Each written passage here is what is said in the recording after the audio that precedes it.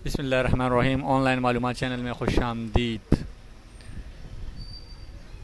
दोस्तों, अगर आपको मेरी ये वीडियो पसंद आ जाए तो इसे लाइक और शेयर ज़रूर कीजिए। इसके अलावा अगर आपने अभी तक मेरा चैनल ऑनलाइन मालूमात सब्सक्राइब नहीं किया हुआ है तो इसे अभी सब्सक्राइब कीजिए, और अगर आपने सब्सक्राइब किया हुआ है तो आपका बहुत बहुत शुक्रिया।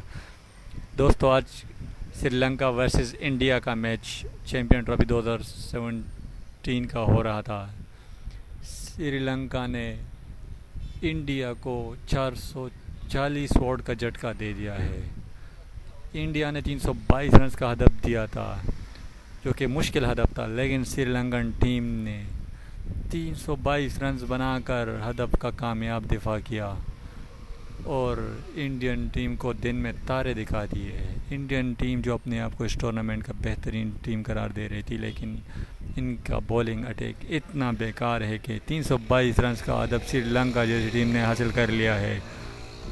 श्रीलंका ने इंडियन टीम को 440 वोल्ट का झटका दे दिया है। ब्रेकिंग न्यूज़ है, श्रीलंका ने 322 रन का हदफ हासिल करके इंडियन टीम को दिन में तारे दिखा दिए।